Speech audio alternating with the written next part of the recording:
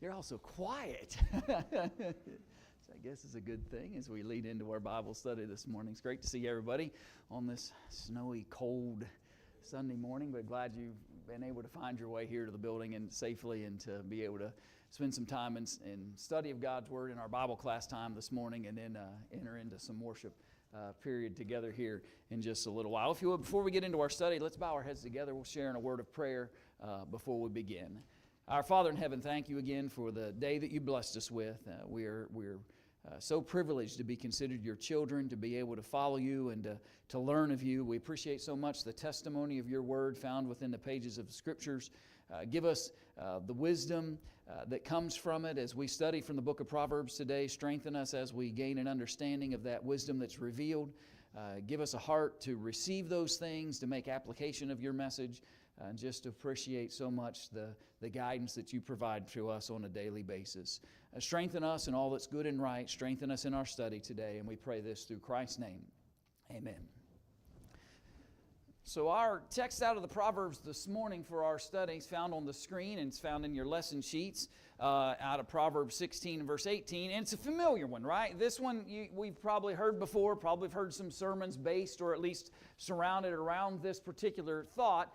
And it's basically this, that pride goeth before destruction and a haughty spirit before a fall. Pride can very much get in the way of a lot of good things, right? And very often pride leads us to exalt whom? Self. And because we exalt self, then the destruction is pretty painful, right? It's a reality that kind of comes to those who somewhat promote and elevate self above other things. It can create lots of difficulties and challenges for us. And so we wanted to explore this idea of pride going before destruction and a haughty spirit before a fall. We're using Jeff's material to guide us through that, and we've added some questions to that material, and that's how we're going to walk through that study together with you this morning. So the first question I asked simply was, what does pride, and I've already answered this, but what does pride and a haughty spirit lead to? Okay, destruction and a fall, and let me ask it one little deeper level than that. In what areas or ways does it lead to destruction and a fall? Okay, the most serious one is the spiritual fall that can often happen. The overconfidence and pride that can often come to even religious folks who begin to believe that their righteousness is not imputed to them through faith by Jehovah, but their righteousness is based in themselves. That spiritual fall can often be very destructive and challenging. In what other ways? Okay, so sometimes the destruction and the fall comes by, and you lose out on the very thing that puffed you up to begin with. And that creates a certain level of discouragement and disappointment, and hopefully it would lead to some penitence and change of heart and mind. Anything else you thought of just generically when you think of that verse? Okay. Sure. I think you're right, Marlene, that sometimes we lose relationships, connectivities, friendships, because pride elevated ourselves to a point where it created challenges and difficulties within those relationships. And there's been many a bond broken and challenged because of that. Go ahead. Just very basic physical problems and falls that can happen. If our pride leads us to certain sinful practices, we can physically harm ourselves in a number of ways. Yeah. We can build up so much pride in our sinful choices and confidence, if you will, that no fall was going to come, no destruction would ever come, and actually bring harm to ourselves spiritually, and sometimes there's physical consequences to those choices and decisions. There was a second question I asked, and it's tied to it, and I want to add it to this conversation. Is rejoicing in success then sinful? Could it become sinful? And why is that possible?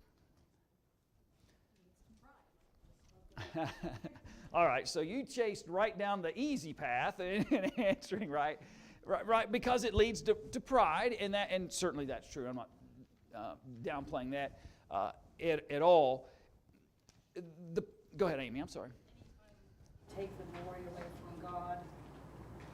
Okay, so the sin generally enters when the glory, again, is not directed towards the God who is the giver of all good things, but where the glory begins to be placed upon self and individuals. Okay, if my prideful actions actually cause consequence and harm towards others, or if I'm looking down upon them or belittling them, or if I feel like my pride is built on the destruction of others, they fell, therefore I'm glad. That could be a sinful kind of pride that creates certain challenges. I don't want to even say it's a fine line, but there is a difference, right? It's one thing, your child brought home a straight A report card, and where do you put it? On the fridge. Mine were never there, but anyway, But you success, right? So there's a parent can be proud of some achievement that their child had. You might get a job promotion, and you might go out to dinner and celebrate that, right? There's all kinds of things that you might be proud about just in terms of appreciating the success. And when you couple that with giving God the glory for it, then pride doesn't become a problem. That kind of appreciation and gratitude expressed through being proud of some success is not the sinful kind of difficulties that we're talking about this morning. But we need to know the difference. And sometimes we treat them equally when they're not always the same. Success we might have, it's not all us, but we have to include God in what success we do. And sometimes pride creates a sinful situation when we can, obviously let's give the given, and that is God ought to be receiving glory in all that we do in our lives. But maybe pride can get in the way when we should be giving some other people some credit for what's been accomplished or what's been done, and we're heaping all of it on ourselves as if we were the only ones involved in accomplishing that. Those kinds of things are the kinds of sinful paths that we're talking about, and we've got to just be careful about it. Yeah, and it certainly does, and it creates more challenges than we're often honest about in those situations.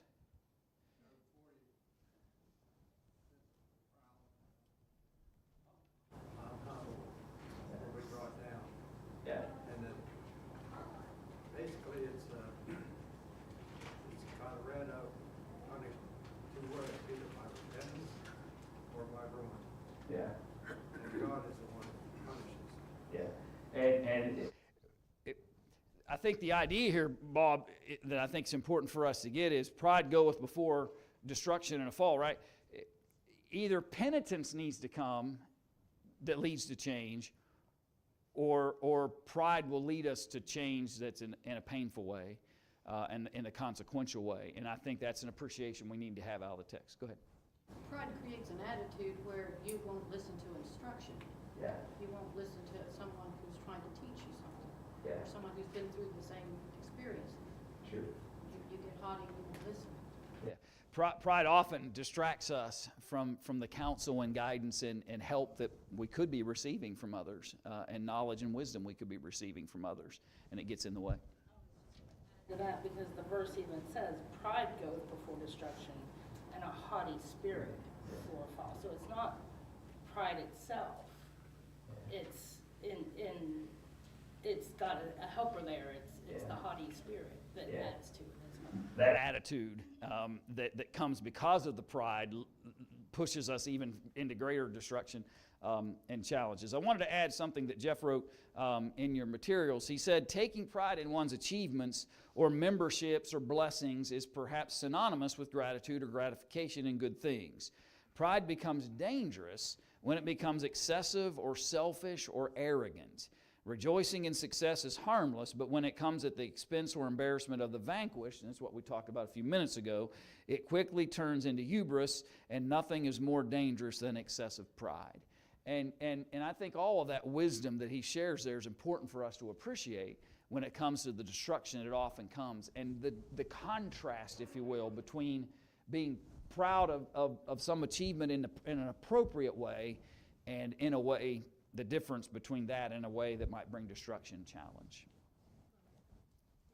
The writer of Ecclesiastes talks about this. He tells us to rejoice in the things that we have, but yet talks about the vanity of life. Yeah. That's taking what we have, the blessings that we've gotten, and keeping God in the picture. He really shows that very distinctly as he talks about like his own life, but life in general. Being able to balance that in that process. The next question asks this: what contributing factors then allowed Goliath to be brought down? And Jeff brought that up in the material in terms of use that as example. Jeff notes a handful of things, but what was it about Goliath that actually were factors that allowed him to be brought down? One thing, he was preoccupied by himself. Okay. He's preoccupied with self, no doubt about that. I'm bigger than everybody else, right? And that seems so simple and obvious, but it certainly led him to be convinced that nothing could bring him down. That including God himself could not bring him down. Certainly not the God of those Israelites over there. I've had success against those folks every time I've come into conflict. And so you can see the pride that was built in him. And what I appreciate about his example is the fact that God uses whom to teach him? A shepherd boy, right?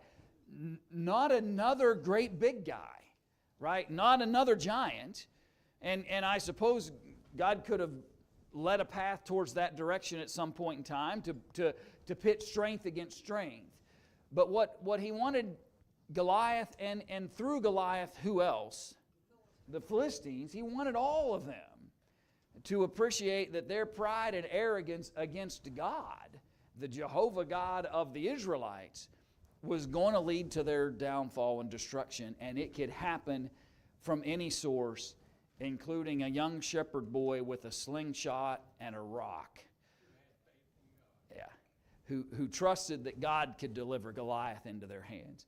And let's flip that conversation for just a minute. What caused the Israelites to convince themselves that they could not defeat Goliath and or the Philistines? Yeah, lack of faith. They were small.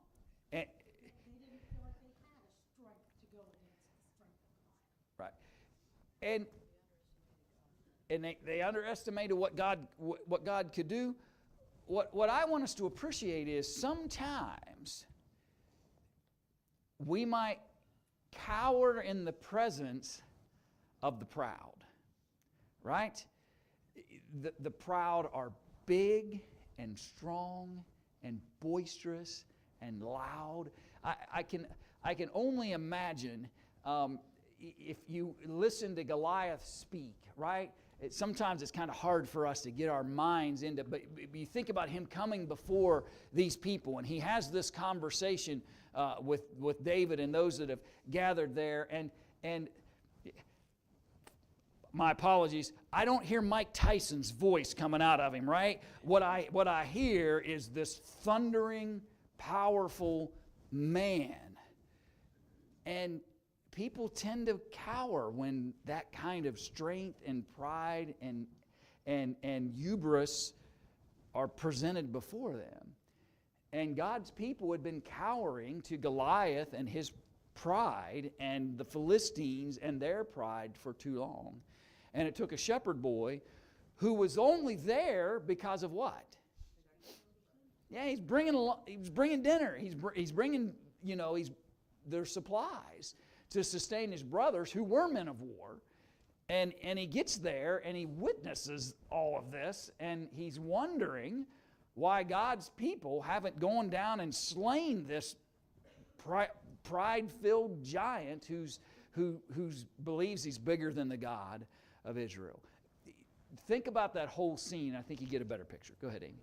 They lack the courage to stand up for God. That's what David was so upset about, was, well, how can you let him talk about God that way? Yeah.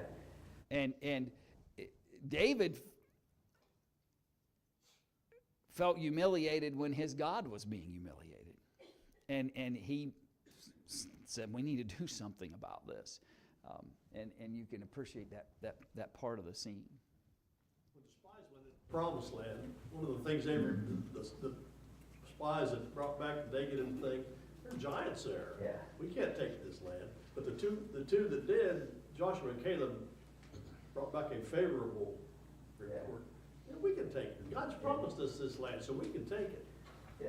It's all about where our convictions are, and where the trust is. It's the same premise under which beliefs operate today. Yeah, and Jeff mentions that in his material. It's you know, and a bully's always been that way since the days of Goliath, right? He's always used his power and strength and stature, maybe his authority, right? There's all kinds of things that pride leads people to, that they might then turn and try to use to belittle or belittle others in relationship to that.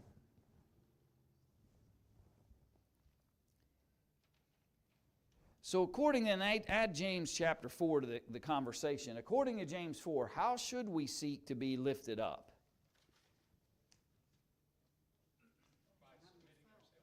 Okay, by submission to God. Let God lift us.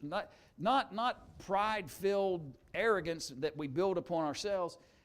Let God lift us up when He sees the good in us, when He sees the righteousness in us, when He sees the faith in us. Submit to Him and let Him build us up. That's what He says in verse 10, right? Humble yourselves in the sight of the Lord, and He shall lift you up. When we submit to God, we also resist the devil at the same time. And that resisting of Satan and his ways leads us away from pride and arrogance that brings destruction and fall. And I think that's part of this. Let me give you a greater text. Then at the end of chapter 4, he said, well, let me stop. Let me blank that out for a second. I asked a secondary part of that question then, what can happen when we boast about tomorrow, and what should our attitude be about it? It won't happen. Okay. We don't know whether tomorrow's even coming. And so what should our disposition be about that, instead of proud about, well, look at all these things I'm going to accomplish tomorrow? Yeah, if the Lord wills. Now let me share with you the text. James chapter 4, verse 13. Go to now, he says, ye that say, today or tomorrow we will go into such a city and continue there a year and buy and sell and get gain. As if there was nothing that could hinder that, right? That's James's picture here. They have determined that I can go, and over the next year we're going to go, we're going to buy, sell, we're going to trade, we're going to do all the things and get the gain that we're seeking. Whereas you know not what shall be on the morrow, for what is your life? It is even a vapor that appears for a little time and then vanisheth away. For that you ought to say, if the Lord will, we shall live and do this or that. But now ye rejoice in your boastings. All such rejoicing is evil. Therefore to him that knoweth to do good and doeth it not, to him it is sin. So a couple things I want us to notice. A person of pride will give no consideration whatsoever to the purposes of God. All they think about is their own purposes, their own ideas, their own things that they plan for and intend to accomplish and have success at. They're not even considering that tomorrow might even come. tomorrow might not even come. Why are you so confidently and so boastfully talking about all the great things you're going to accomplish tomorrow? Now, there's something else I want us to see since we're in this text. It's somewhat connected, but I want us to notice it. We often quote verse 17, right? Therefore to him that knoweth to do good and doeth it not, to him it is sin. But we often quote it by itself, as if it was a thought outside of a context. In this context, what does it mean?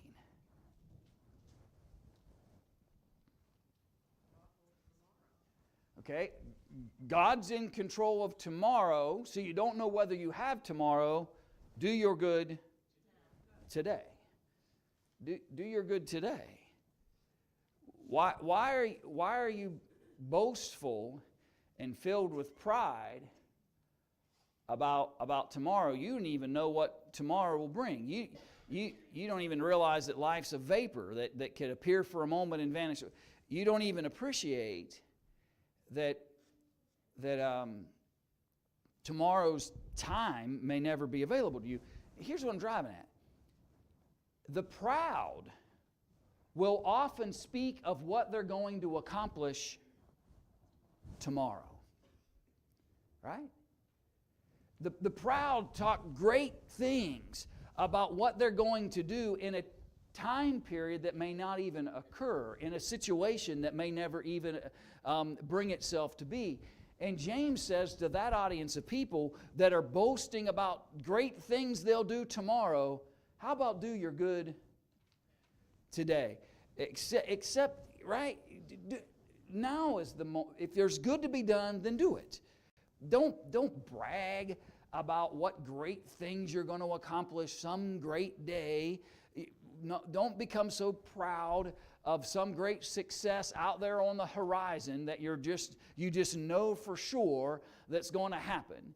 Anybody ever mail in those Ed McMahon envelopes back in the day, right? Anybody remember what I'm talking about? Those sweepstakes? You're still getting advertisements for magazines that don't even exist because you filed in for those sweepstakes, right? My point is, we always have these great confidences of these great successes that are going to happen, and pride sometimes does that to us. And sometimes pride will lead us to believe that that day's going to come. And maybe even in spiritual things, I'm going to be a much better servant of God tomorrow. And I'm almost proud of the fact that I had that thought. That I'm committed myself that tomorrow I'm going to serve the Lord better.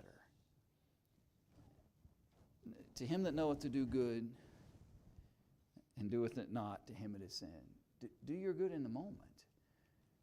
Don't become so overconfident and boastful about what great things you'll be able to fulfill in a tomorrow that may never come. Just, if you know it's time to do good, if you know there's something that needs to be done, then let's not brag about tomorrow. Let's accept that responsibility today. And I think that's the imagery that James is trying to portray to us at the end of that context in that passage. So add something else James said. What fact in James chapter 1 and verse 17 should keep us humble? Yeah, everything comes from God. Read the text with me. Every good gift and perfect gift is from above, and cometh down from the Father of lights, with whom is no variableness, neither shadow of turning. I don't have anything on my own. I don't have anything that came to me because of me. I have responsibilities. I have accountability. I have a role within what God desires from me. There's work that I need to be fulfilling in order that I can honor the gifts that God provides. But at the end of the day, it's Him, right? It's about Him. And if I'll stay focused on giving God the credit, giving God the glory, focusing on what God is accomplishing and giving and providing for me, it's hard to become proud of self if my mind is dedicated to God at every moment. And I think it helps us keep us away from some of that arrogant pride that leads to destruction if my eyes are focused upon the God who actually provides for us. The boasting about what you're going to do tomorrow, would that be considered on the same lines of making an oath? I mean, If you don't keep them, both of them will lead to sin. yeah. And there may be some of that kind of confidence in their mindsets. Again, there's not a real person involved, right? In James chapter, what I mean by that, there's not a specific person in mind in James's record, and so it's kind of hard to evaluate exact. You know what I mean? It's generic teaching that is just application, and so sometimes it's hard. If we knew exactly if he told us this guy and here's what he did, it might help us understand that a little better. But I think that can be part of it. I think sometimes we can be so confident that we even make promises and commitments that about tomorrow that we don't know whether we can even honor or not. Yep, I think that's true. I think there's a difference between planning on what you're going to do tomorrow and saying, this is what I'm doing tomorrow. Yeah, and the difference too, in Tyatt, they were saying in James 4, we will go and sell and buy and get great gain. James 1, no, if tomorrow comes and the Lord wills, He will provide the gift. He will aid. He will help. He will assist. And it will keep us from some of that mindset and challenge that often leads to the destruction that we've been talking about this morning. It's about God. I mean, that's hard or we need to be cautious not to forget that. If every moment, every thought, everything that we do is connected to our relationship with Him, pride will get out of the way because it'll keep us humble enough to appreciate it. God doesn't speak with a forked tongue, so to speak. Yeah. He's never changing. He's unchanged. Yeah, there's no variables of turning with Him. This is what He does and who He is. Yep. Yeah. Let me add something that Jeff said in the materials. He said, humility comes before honor because it acknowledges God as the giver of every blessing and that every earthly achievement is fleeting. Humility does nothing to make God regret His blessing or to provoke the envious to make war upon us. Just think about that for a second. I thought about that a lot when I read through that material.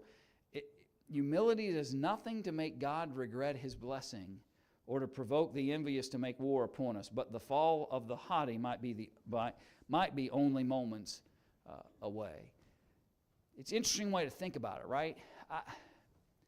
If I acknowledge and honor that God is the giver of all good things, and I'm humble enough to know that nothing is of myself, and none of this is because of credit of some great honor that I deserve, then I'll want to do nothing but honor those blessings that He's providing for me. And never would I want to do something or behave in such a way that would make God believe that I didn't appreciate or was not thankful for or did not honor the fact that He was the provider of those things. I don't want to provoke Him that He might even regret that He blessed me to begin with because I did not give Him the glory and honor that He deserved. Pride goeth before a fall, or destruction, and a haughty spirit before a fall. That's what we're trying to avoid, and if we put the right mindsets in place first, then we can avoid those destructions that often come. It comes from a soft heart. Yeah. The other from a hardened heart. Yeah. A hard heart is not going to be easily changed away from its pride and haughty spirit, that's for sure. In Psalm 10, what will the proud not do? And there's actually, I think, two specific things that he said the proud will not do in that psalm. there's one in particular that's important. Thank God. Yeah, it will not seek God. I think it was the phrase within the psalm. He will not seek God. He's become so proud in himself, he doesn't seek God because he doesn't think he what? I don't think he needs him. You know, that's just the reality, right, of most situations that we find ourselves in. Generally speaking, you don't, people who don't believe they need God or need anything but self won't seek it. There's two kind of odd, I want to say odd types of pride, but I don't know how else to phrase it. So, sometimes we won't ask for help for two basic reasons, and they both have to do with pride. One is, I may not think I need it, or I'm too proud to ask for it. I'm too proud to ask for it. Pride gets in the way of both. Pride often gets in the way of both situations that might have actually allowed me to seek what would benefit me and strengthen me and help me.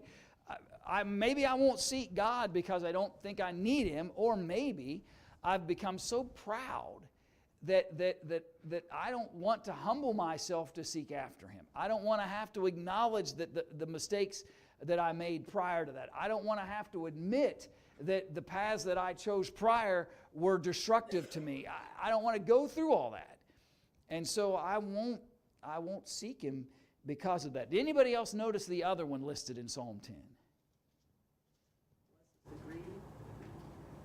And that's there. I'm not saying, but there was one other thing that he will not do.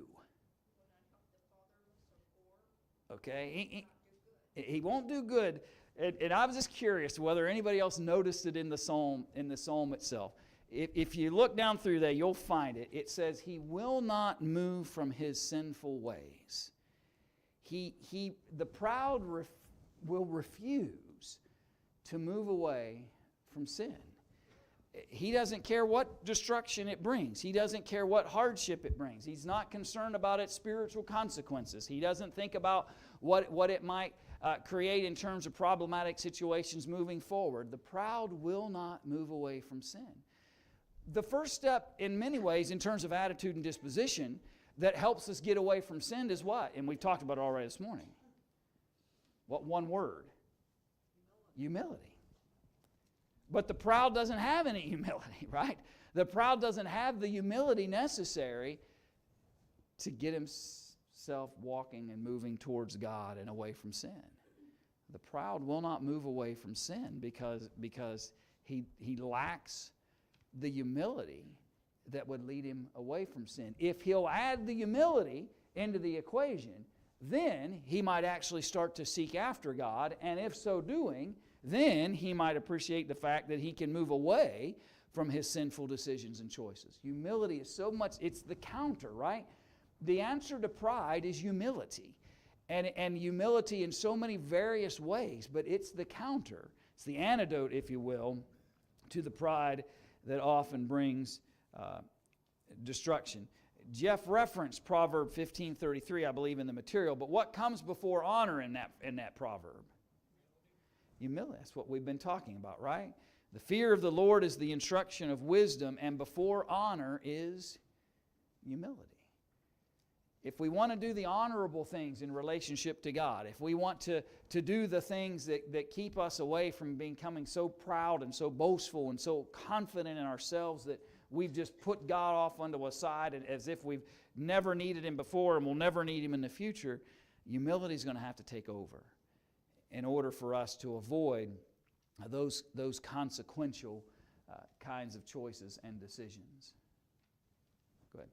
Backing up a second to Psalm 10, verse 13, they won't even acknowledge that they will be accountable. Yeah. God's not going to require anything of me. I just do what I want. Yeah. And I think that's what pride brings, that, right? That mindset of I can do whatever I want, and not only is it not anybody's business, nobody can hold me accountable either. This is my business and no one else's. Go ahead, Amy. Without humility, we can't have repentance. Yeah. And which is necessary to build the right kind of spiritual relationship with the Father. We'll never find it. There was one last reading in text that I gave for you for the week for leading up to today's study, and it was 1 Samuel chapter 13. And make sure you're catching those, by the way. I'm giving you a daily reading on top of the regular reading within the material. But it said, what did pride cause Saul to do? What did he do? Okay. He offered sacrifice. Right, that only the priests were allowed to offer. And by the way, why did he do that? Yeah, he got impatient, right? Samwise showed up. He gets impatient. He sees all the things that are going on. And his pride tells him, God will be just as accepting of the sacrifice I offer as he would be if it was done properly.